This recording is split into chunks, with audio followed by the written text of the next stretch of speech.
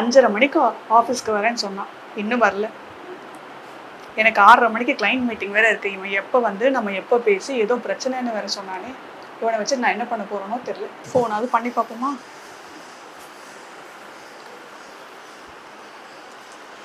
இப்போ ஃபோன் போட்டால் வர நெட்வொர்க் ப்ராப்ளம்ல இருக்கு. இவர் எடுப்பாரோ மாட்டாரோ தெரியலையே. ஆன் த வேல இருந்தால் டிரைவிங்கில் வர ஃபோன் அட்டன் பண்ணக்கூடாது. டிராஃபிக் ரூல்ஸு எனக்கே தெரியும். நல்ல வேலை ரிங் போகுது. ஹலோ. வந்துட்டேன்.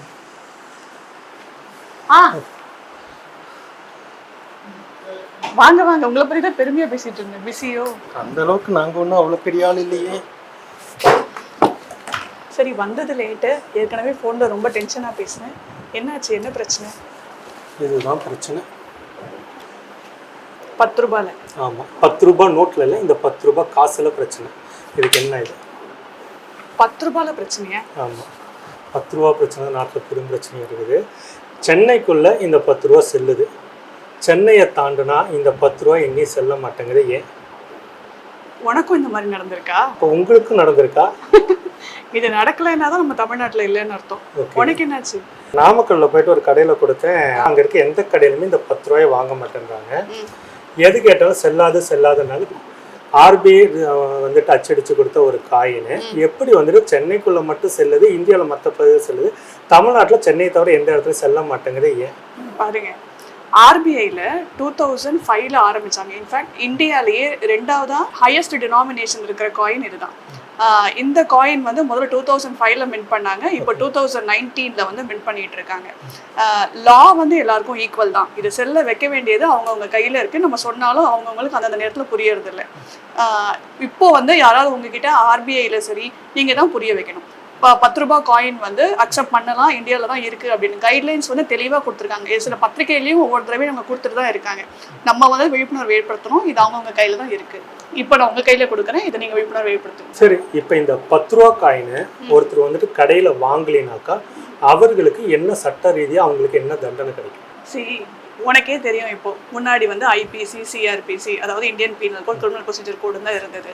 இப்போ தான் வந்து பாரத நியாய சங்கீதா ஆக்ட் அப்படின்னு சொல்லிட்டு நம்மளை வந்து ஹிந்தி வரைக்கும் பேச வச்சுட்டாங்க.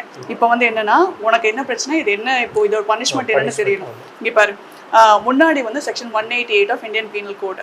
இப்போ வந்து இந்த பாரதிய நியாய சங்கீதா ஆக்ட்ல செக்ஷன் 223 இதில் என்ன சொல்றாங்க அப்படின்னா, disobedience to order duly promulgated by public servant.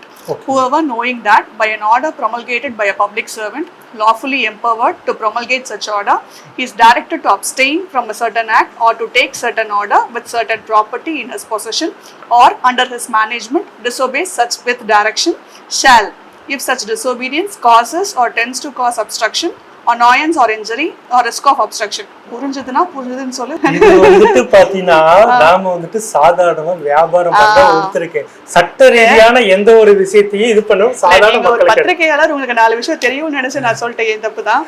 என்ன விஷயம் அப்படின்னா, கவர்மெண்டால சட்டத்தை பத்தி எல்லாத்தையும் தெரியும். சரி, ஒரு காமன் மேனா எனக்கு புரியுது. நான் என்ன சொல்றேன் அப்படின்னா, சட்டம் வந்து எல்லாருக்கும் பொதுதான். கவர்மெண்டால சொன்ன ஆர்டரை யாராவது செய்ய முடியாதுன்னு மறுத்தாங்க அப்படின்னா அவங்களுக்கு வந்து 6 months வந்து இம்ப்ரிசன்மெண்ட் கிடைக்கும். அதுக்கப்புறம் ஃபைன் போட சான்சஸ் இருக்கு. அந்த ஃபைன் வந்து 2500 rupees வரைக்கும் எக்ஸ்டெண்ட் ஆக சான்சஸ் இருக்கு. சமயம் ரெண்டுமே சேர்த்து போடவும் சான்சஸ் இருக்கு. அதனால யாராவது வந்து இந்த மாதிரி பண்ணாங்க அப்படின்னா நீ தைரியமா உங்களுக்கு எடுத்து சொல்லு, இது கவர்மெண்ட் போட்ட ஆர்டர் தான், ஆர்பிஐயோட ரூல்ஸ்ல தான் இருக்கு அப்படின்னு கூட நீங்க தான் தைரியமா பேசணும்.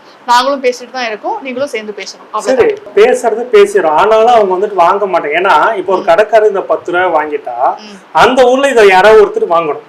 அந்த இடத்துல வந்து பாத்தீங்கன்னா யாருமே வாங்கலைன்னா அவர் இந்த 10 ரூபாய் வாங்கி வச்சுட்டு அவர் என்ன பண்றதுன்னு கேக்குறாரு. ஒரு 10 பேர் வந்துட்டு அதே மாதிரி 10 ரூபாய் கொடுத்துட்டு இதே மாதிரி ரூல்ஸை பேசிட்டு போயிடுறாங்க. ஆனா அந்த ஊர்ல இருக்க யாருமே அந்த 10 ரூபாய் வாங்கலைன்னா அவர் என்ன சென்னைக்கு வந்து அதை மாத்திட்டு போக முடியும் இல்லைங்களா? இது ஒரு சிக்கல் இருக்கு. அப்படி எல்லா பேங்க்லயும் மாத்திக்கலாம். ஆர்பிஐயோட ரூல்ஸ் அதுதான். அவங்கவுங்க லோக்கல் ஜூரிஸ்டிக்ஷன் இருக்கிற பேங்க்ல மாத்திக்க முடியும். அப்படி மாத்த முடியாது யாராவது சொன்னாங்க அப்படின்னா அங்கிருந்து ஆர்பிஐக்கு ஒரு ஃபோன் பண்ண சொல்லுங்க. நம்ம ஒரு காமன் மேனா ஃபோன் பண்ணா கூட அவங்க மேல நமக்கு ஆக்ஷன்ஸ் எடுக்க ரைட்ஸ் இருக்கு. ஒருத்தர் பாத்தீங்கன்னா ஒரு கடையை வச்சிருக்கிறாரு, அவர் கடையில ஒரு 2 மணி நேரம் இருந்தாதான் வேலையாகும். இதை காயினை மாத்துறதுக்காகவே அவர் பேங்க்குக்கு போயிட்டு ஒரு 1/2 மணி நேரம் இது பண்ணாக்க அவருடைய வியாபாரம் கெட்டு போகும். சோ வந்துட்டு இந்த இடத்துல வந்துட்டு கவர்மெண்ட் என்ன பண்ணணும்னு ஒரு விஷயம் இருக்கு இல்லைங்களா? அங்க இருக்க லோக்கல் பேங்க்ஸ் என்ன பண்ணணும், ஒரு விழிப்புணர்வை ஏற்படுத்த வேண்டிய இடத்துல ஏன் தவறாங்க? இது விழிப்புணர்வுங்கிறது அவங்கவுங்க கையில தான் இருக்கு இல்லையா? இப்போ உன்னோட கடமையை நீ செய், என்னோட கடமையை நான் சொல்றேன். நான் இப்போ இன் ஜென்ரல் இந்த மாதிரி யாராவது வாங்க மறுத்தாங்க அப்படின்னா ஒன்றும் இல்லை, அவங்க மேலே நான் ஸ்டேஷன்ல வாங்க, நம்ம ஸ்டேஷன்ல போய் இன்கேஸ் வாங்க வேண்டியது உங்களோட கடமைன்னு சொல்லுங்க. அப்பவும் வாங்க மறுத்தாங்க அப்படின்னா லோக்கல் போலீஸ் அந்த ஜூரிஸ்டிக்ஷன் இருக்கும், அங்க போய் கம்ப்ளைண்ட் கொடுத்து இந்த ஒரு 10 ரூபாய் காயினை இவங்க வாங்க மறுத்துட்டாங்கன்னு சொல்லி ஆதாரத்தோட சொல்லுங்க. அப்போ அவங்க வந்து அவங்க ஒன்று எக்ஸ்பிளைன் பண்ணுவாங்க, இல்லை என்ன செய்யணுமோ அதை செய்வாங்க. இது என்னோட கருத்து.